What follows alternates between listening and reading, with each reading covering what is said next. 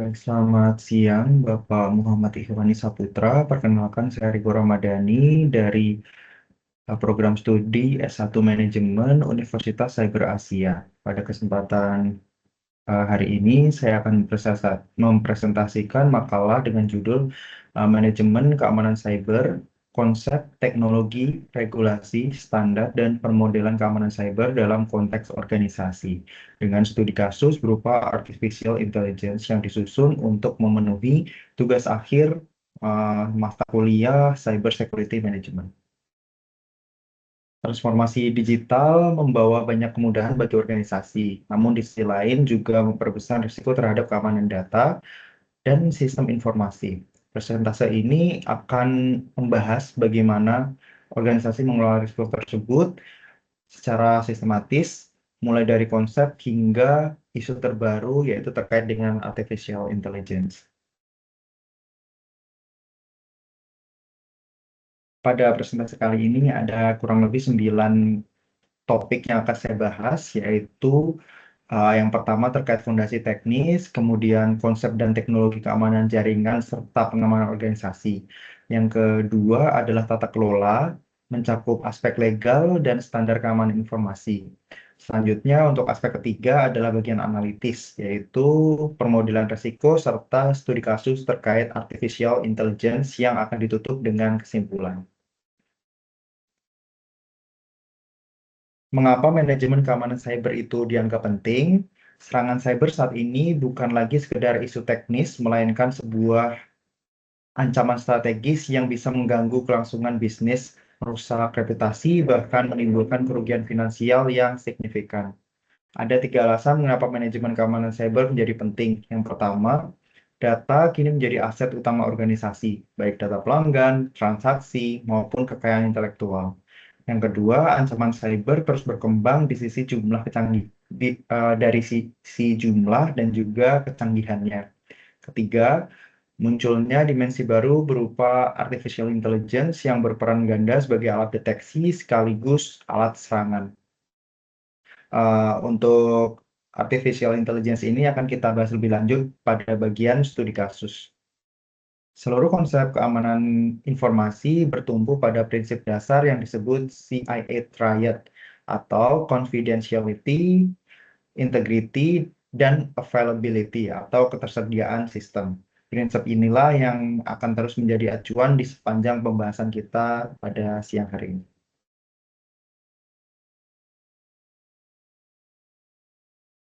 Ancaman utama terhadap jaringan komputer.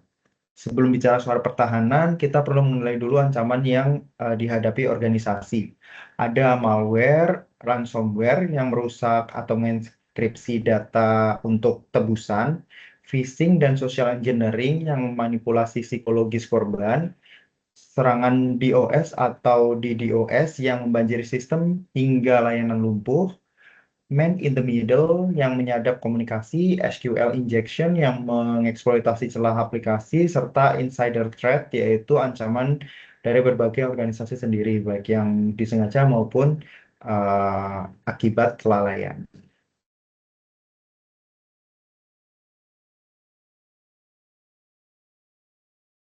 Teknologi pertahanan jaringan. Untuk menghadapi berbagai ancaman tadi, organisasi menerapkan berbagai teknologi pertahanan berlapis, mulai dari firewall, next generation firewall yang menyaring lalu lintas data, IDS dan IPS yang mendeteksi serta mencegah aktivitas mencurigakan, VPN untuk komunikasi jarak jauh yang aman, enkripsi data dengan algoritma seperti AES dan RSA, endpoint protection untuk melindungi perangkat pengguna, hingga FIEM yang mengorelasikan log dari berbagai sumber untuk deteksi dini. Semua teknologi ini menerapkan prinsip defense in depth, yaitu keamanan yang diterapkan secara berlapis, mulai dari fisik, jaringan, aplikasi, hingga data. Jadi kalau satu tersebut, lapisan pertahanan tersebut berhasil ditembus, sistem secara keseluruhan tidak langsung lumpuh. Jadi kalau misalkan satu tertembus, yang lainnya masih bisa ada defense mekanismenya. Gitu.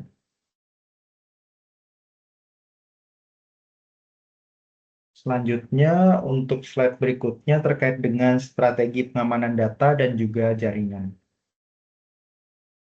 Keamanan organisasi tidak cukup hanya mengandalkan teknologi, tapi perlu 3 pilar sekaligus. Yang pertama yaitu pengamanan data. Melalui klasifikasi data, enkripsi menyeluruh, data loss prevention, backup dan disaster recovery, manajemen identitas dan akses, serta multi-factor authentication. Kedua, infrastruktur jaringan dengan segmentasi jaringan, penerapan DMZ, dan pemantauan 24 jam melalui SOC dan juga NOC. Yang ketiga dan terakhir yaitu faktor manusia dan respon insiden. Karena manusia sering menjadi titik terlemah, organisasi perlu security awareness training secara rutin sehingga petugas yang diplotkan atau ditempatkan pada bagian security awareness ini dapat merespon insiden dengan cepat dan tepat.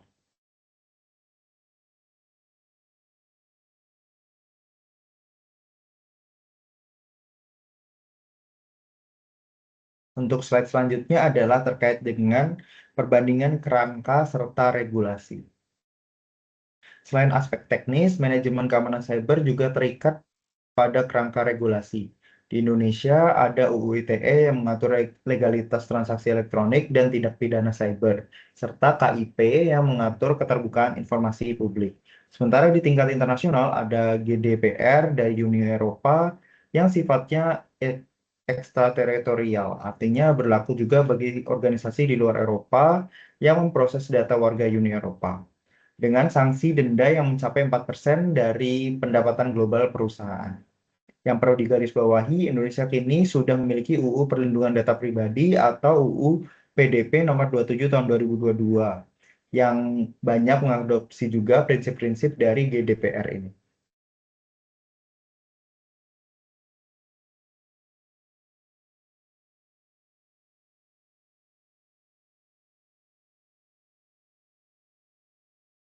Untuk selanjutnya adalah ISO atau IEC 2701. Salah satu standar internasional yang paling banyak dipakai adalah ISO IEC 2701, yaitu standar sistem manajemen keamanan informasi yang berbasis risiko. Standar ini menerapkan siklus Plan Do Check Act mulai dari perencanaan, terus penerapan kontrol, evaluasi kerja, hingga peningkatan berkelanjutan. Pada versi terbaru, terdapat 93 kontrol keamanan yang dikelompokkan dalam 4 tema: organisasi, manusia, fisik, dan juga teknologi.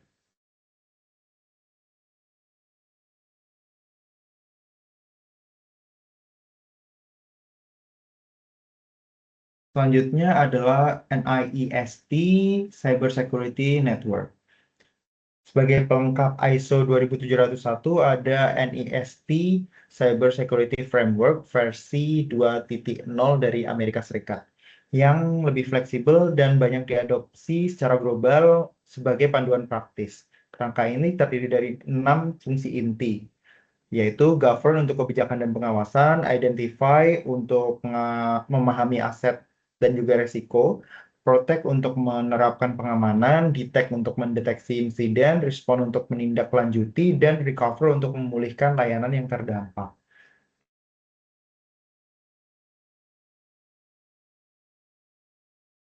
Selanjutnya, threat modeling strike. Threat modeling dengan model strike. Selanjutnya, untuk masuk ke bagian metode pemodelan keamanan, ada pendekatan yang disebut threat modeling yang dilakukan sejak tahap perencanaan sistem. Sesuai dengan prinsip security by design, salah satu model yang populer adalah STRIKE, yang mengklasifikasikan ancaman menjadi 6 kategori, yaitu spoofing atau pemalsuan identitas, tampering atau modifikasi data ilegal, repudiation atau penangkalan tindakan, terus information disclosure atau kebocoran informasi, denial of service atau gangguan layanan, dan elevation of privilege atau peningkatan akses tidak sah. Selanjutnya adalah risk mapping atau matriks risiko. Setelah ancaman teridentifikasi, langkah selanjutnya adalah risk mapping, yaitu memetakan risiko berdasarkan dua dimensi, kemungkinan terjadinya dan besarnya dampak, serta hasil pemetaan ini kemudian akan dikelompokkan menjadi 4 prioritas penanganan, yaitu ekstrim, harus segera ditangani, tinggi sebagai prioritas utama, sedang yang dipantau rutin, dan juga yang terakhir itu adalah rendah yang cukup diterima atau dipantau secara berkala. Pendekatan ini membantu organisasi untuk mengalokasikan sumber daya secara proporsional, bukan menyamaratakan semua risiko. Selanjutnya ada komponen model keamanan cyber lanjutan. Pada slide ini kita akan membahas ancaman yang semakin dinamis dari segi cyber security.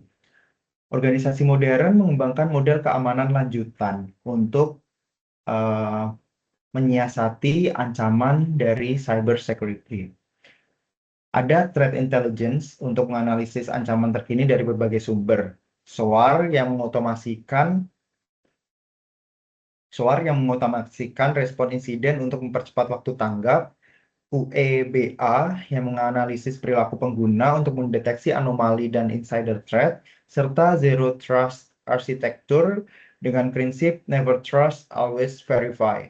Setiap akses harus diverifikasi ketat tanpa terkecuali. Lalu untuk slide selanjutnya adalah terkait dengan tahapan simulasi keamanan cyber.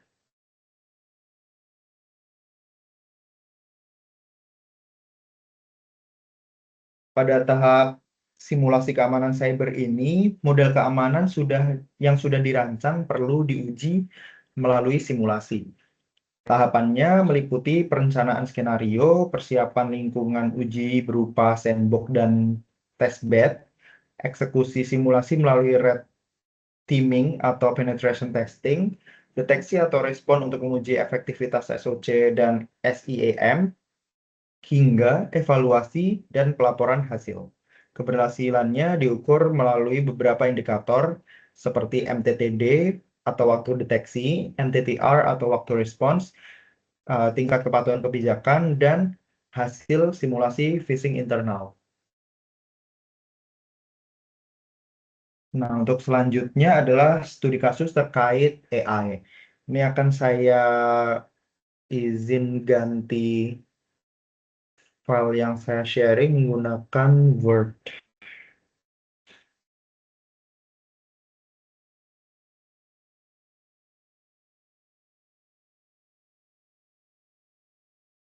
Baik, untuk yang selanjutnya ini adalah terkait dengan studi kasus keamanan cyber dalam konsep artificial intelligence.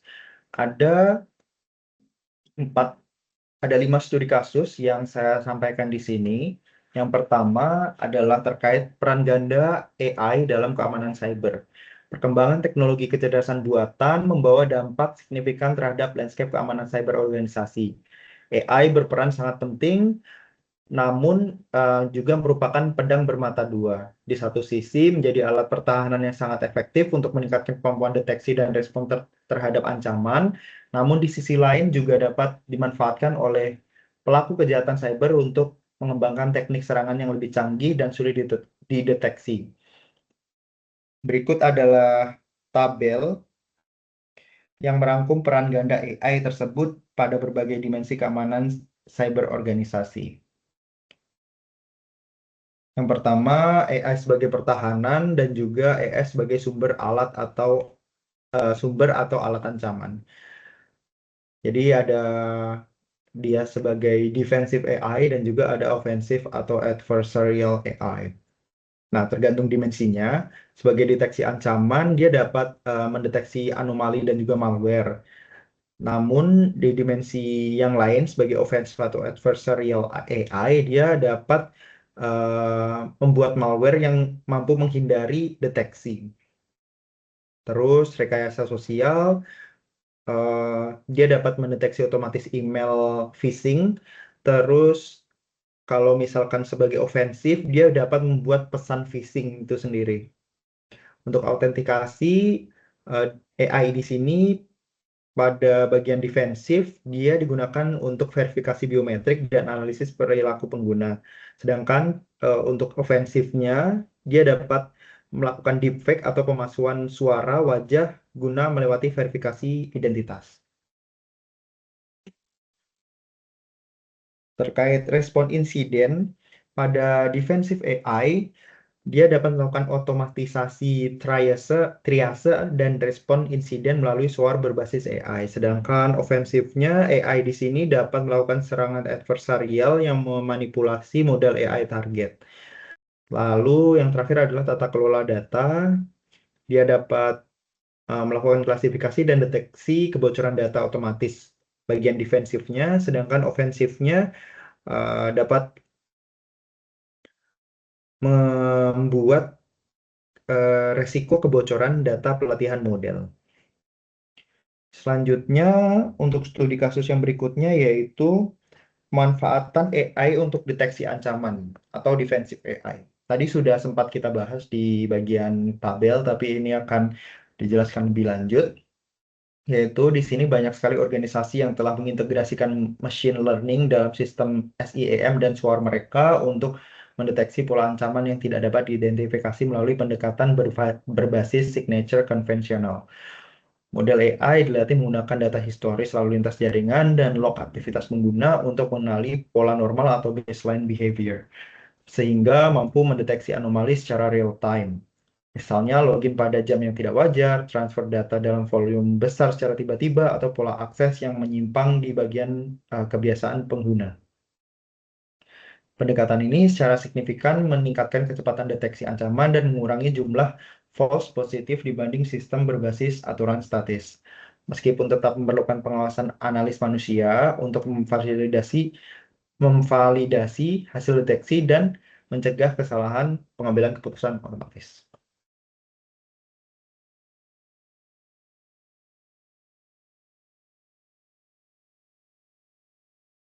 Untuk selanjutnya adalah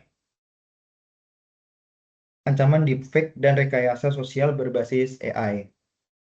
Salah satu ancaman yang berkembang pesat adalah penyalahgunaan teknologi atau deepfake dan model bahasa generatif untuk melakukan rekayasa sosial yang lebih meyakinkan. Beberapa kasus penipuan di berbagai negara melibatkan penggunaan suara atau video hasil rekayasa AI. Selain itu, model bahasa generatif dapat dimanfaatkan untuk menyusun pesan phishing yang jauh lebih personal, sehingga meningkatkan keberhasilan serangan terhadap korban. Kasus-kasus ini menegaskan bahwa kontrol keamanan berbasis teknologi semata tidak lagi memadai, sehingga diperlukan pola prosedur verifikasi berlapis atau multi-channel verification untuk transaksi bernilai tinggi hingga peningkatan kesadaran karyawan terhadap potensi manipulasi berbasis AI. Untuk studi kasus yang ketiga yaitu serangan adversarial terhadap model AI. Selain menjadi alat serangan, model AI itu sendiri dapat menjadi target serangan melalui teknik adversarial attack, yaitu manipulasi input data secara halus, yang menyebabkan model AI salah melakukan klasifikasi tanpa dapat dikenali oleh mata manusia. Selain itu, terdapat pula risiko data poisoning, yaitu penyisipan data berbahaya ke data pelatihan yang untuk mempengaruhi perilaku model secara sengaja, serta model inversion attack yang berupaya merekonstruksi data pelatihan sensitif dari model yang telah dilatih. Risiko-risiko ini menuntut organisasi yang mengembangkan atau menggunakan sistem AI untuk turut menerapkan prinsip secure AI atau ML development life cycle, mencakup validasi ke kualitas dan juga pengujian ketahanan modal terhadap serangan adversarial, serta pembatasan akses terhadap model dan parameter internalnya. Untuk studi kasus yang terakhir yaitu implikasi terhadap manajemen keamanan cyber organisasi. Berdasarkan studi kasus di atas, organisasi perlu memperluas cakupan manajemen keamanan cyber untuk turut mencakup data kelola AI, yang meliputi antara lain penilaian risiko terhadap sistem AI yang digunakan atau dikembangkan, penerapan sistem transparansi dan akuntabilitas dalam pengembalian keputusan berbasis AI, kolaborasi dengan tim keamanan cyber terdampak eh, sejak tahap perencanaan sistem AI, serta penyesuaian kebijakan dan pelatihan kesadaran keamanan untuk mengantisipasi teknik rekayasa sosial berbasis AI yang semakin canggih. Demikian untuk studi kasus terkait artificial intelligence. Untuk kesimpulannya,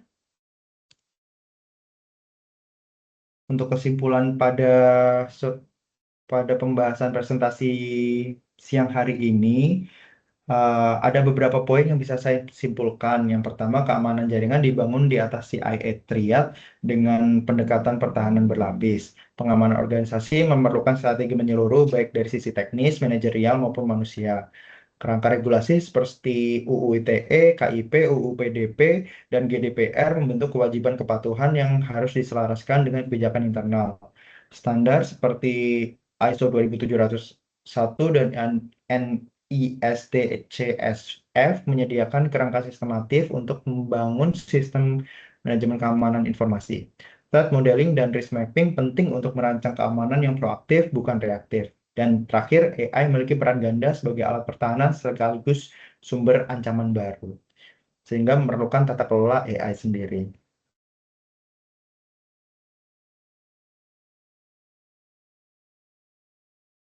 Baik, demikian Bapak terkait presentasi saya sehubungan dengan tugas ujian akhir semester.